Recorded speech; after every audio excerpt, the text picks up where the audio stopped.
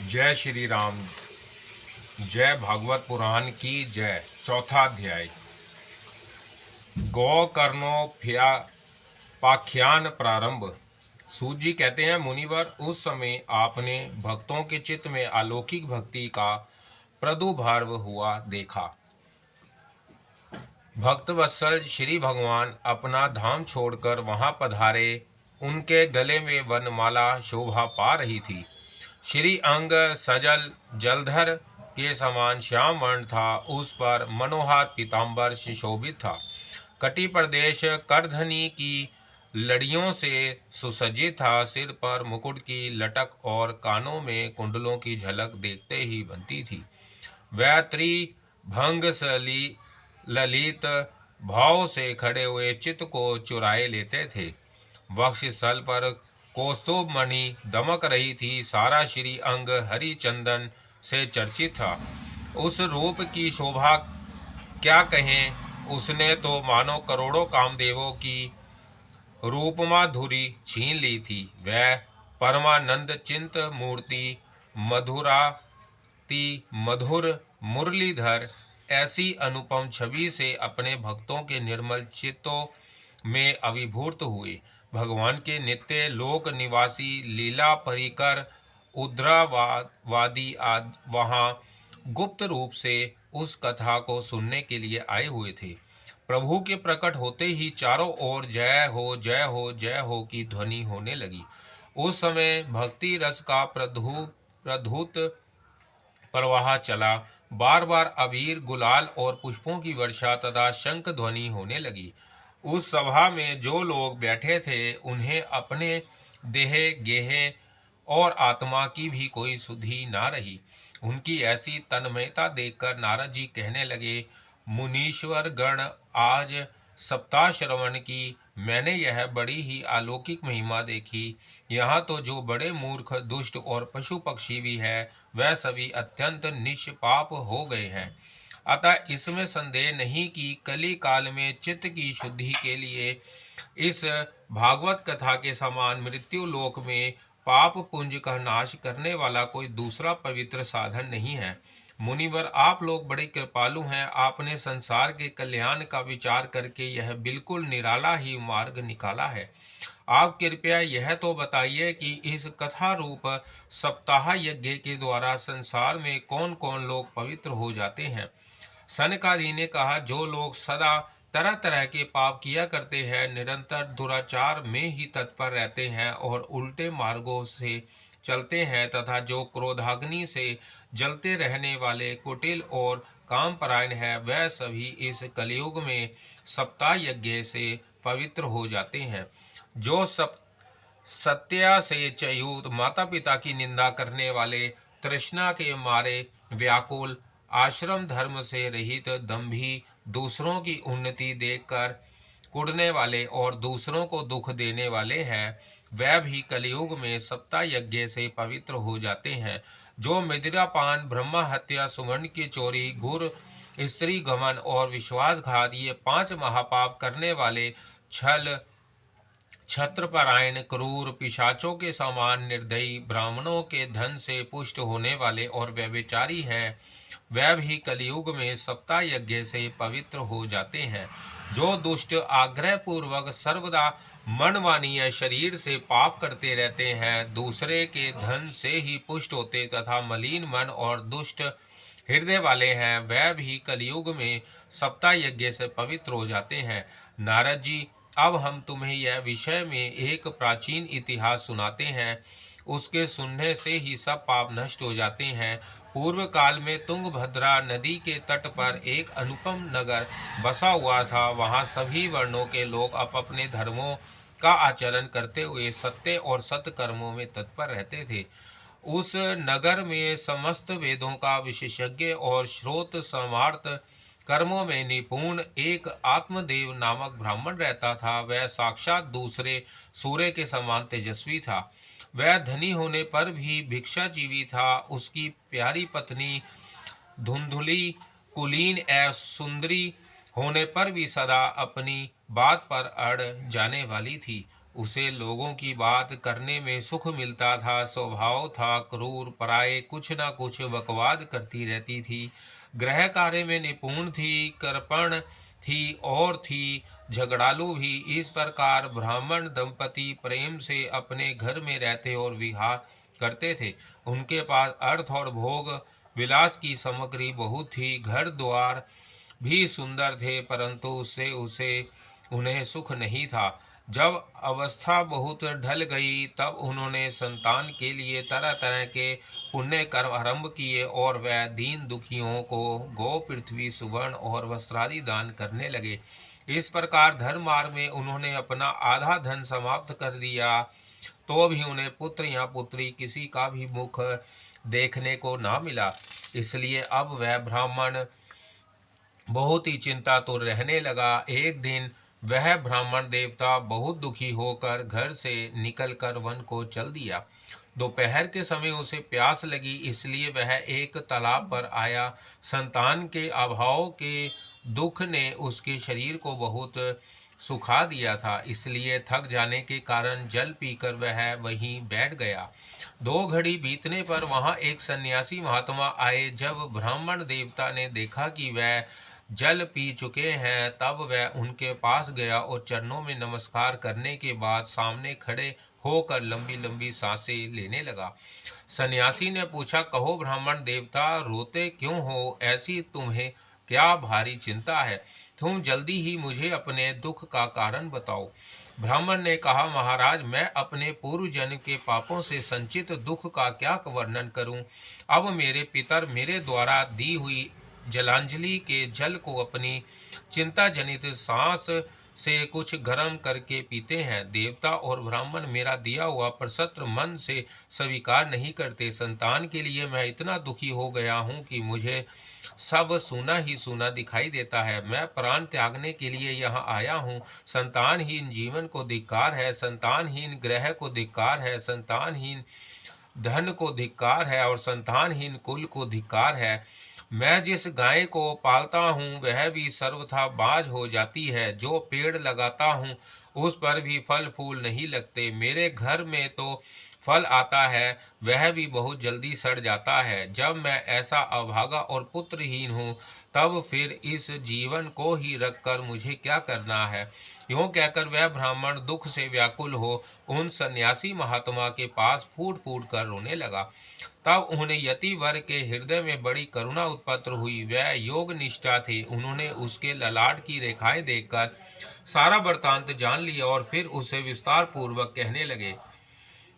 सन्यासी ने कहा, ब्राह्मण देवता, इस प्रजा प्राप्ति का मोह त्याग दो। कर्म की गति प्रबल है। विवेक का आश्रय लेकर संसार की वासना छोड़ दो। विप्रवर सुनो, मैंने इस समय तुम्हारा प्रारब्ध देखकर निश्चय किया है कि 7 जन्म तक तुम्हारे कोई संतान किसी प्रकार नहीं हो सकती। पूर्व काल में राजा सगर एवं अंग को संतान के कारण दुख भोगना पड़ा था।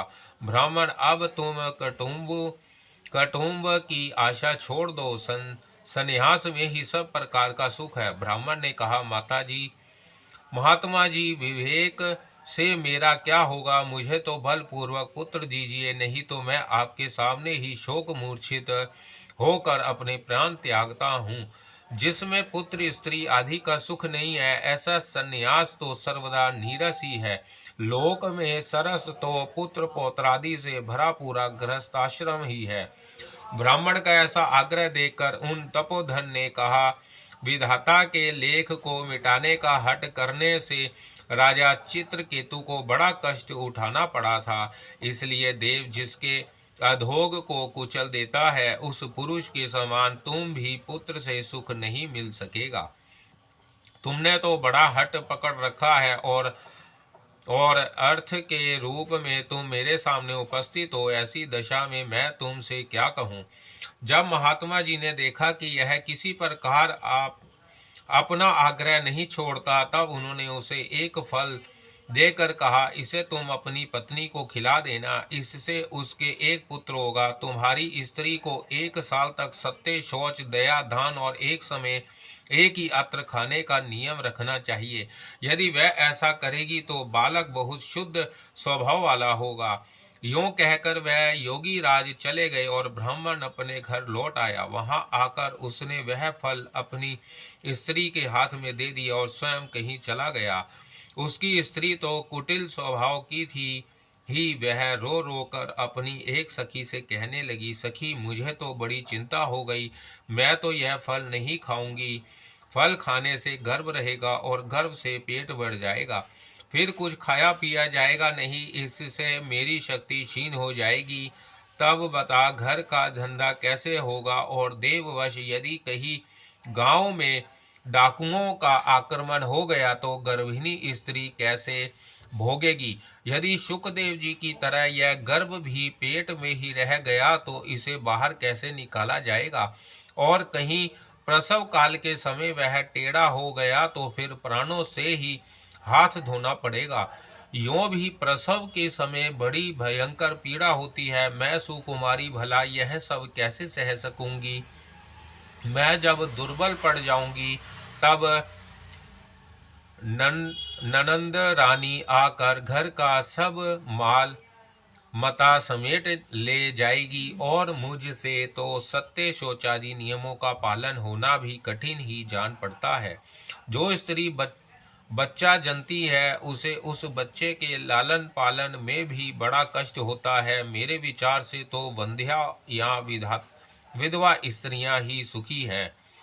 मन में ऐसे ही तरह तरह के कुतर्क उठने से उसने वह फल नहीं खाया, और जब उसके पति से पूछा फल खा लिया, तब उसने कह दिया हाँ खा लिया। एक दिन उसकी बहन अपने आप ही उसके घर आई। तब उसने अपनी बहन का सारा वृतांत सुनाकर कहा कि मेरे मन में इतनी बड़ी चिंता है, मैं इस दुख के कारण दिनों दिन दुबली हो रही हूँ। बहन मैं क्या करूँ। बहन ने कहा मेरे पेट में बच्चा है, प्रसव होने पर वह बालक मैं तुझे दे दूंगी, तब तक तू गर्भवती के समान घर में गुप्त रूप से सुख से रह। तू मेरे पति को कुछ धन देगी तो वह तुझे अपना बालक दे देंगे, कि जिसमें सब लोग यही कहें कि इसका बालक 6 महीने का होकर मर गया, और मैं नित्य प्रति तेरे घर आकर उस बालक का पालन पोषण करती रहूंगी। तू इस समय इसकी जांच करने के लिए यह फल गौ को खिला दे। ब्राह्मणी ने स्त्री स्वभाववश जो जो उसकी बहन से कहा था वैसे ही सब किया। इसके पश्चात समय अनुसार जब उस स्त्री के पुत्र हुआ, तब उसके पिता ने चुपचाप लाकर उसे धुंधुली को दे दिया, और उसने आत्मदेव को सूचना दे दी कि मेरे सुखपूर्वक बालक हो गया। इस प्रकार आत्मदेव के पुत्र हुआ सुनकर सब लोगों को बड़ा आनंद हुआ। ब्राह्मण ने उसका जात कर्म संस्कार करके ब्राह्मणों को दान दिया, और उसके द्वार पर गाना बजाना तथा अनेक प्रकार के मांगलिक कृत्य होने लगे। धुंधुली ने अपने पति से कहा मेरे स्तनों में तो दूध ही नहीं है, फिर गौ आदि किसी अन्य जीव के दूध से मैं इस बालक का किस प्रकार पालन करूंगी। मेरी बहन के अभी बालक हुआ था, वह मर गया है, और उसे बुलाकर अपने यहाँ रख ले तो वह आपके इस बच्चे का पालन पोषण कर लेगी। तब पुत्र की रक्षा के लिए आत्मदेव ने वैसा ही किया, तथा माता धुंधुली ने उस बालक का नाम धुंधुलीकारी रखा। इसके बाद 3 महीने बीतने पर उस गौ के भी एक मनुष्य कार बच्चा हुआ। वह सर्वांग सुंदर, दिव्य, निर्मल तथा सुवर्ण की सी कांति वाला था। उसे देखकर ब्राह्मण देवता को बड़ा आनंद हुआ, और उसने स्वयं ही उसके सब संस्कार किए। इस समाचार से और सब लोगों को भी बड़ा आश्चर्य हुआ। वह बालक को देखने के लिए आए तथा आपस में कहने लगे, देखो भाई, अब आत्मदेव का कैसा भाग्य उदय हुआ है। कैसे आश्चर्य की बात है कि गौ के भी ऐसा दिव्य रूप बालक उत्पन्न हुआ है। देव योग से इस गुप्त रहस्य का किसी को भी पता ना लगा। आत्मदेव ने उस बालक के गौ के से कान देखकर उसका नाम गोकर्ण रखा। कुछ काल बीतने पर वह दोनों बालक जवान हो गए। उनमें गोकर्ण को बड़ा पंडित और ज्ञानी हुआ, किंतु धुंधुकारी बड़ा ही दुष्ट निकला। स्नान शौचादि ब्राह्मणोचित आचारों का उसमें नाम भी ना था और ना खान पान का ही कोई परहेज था।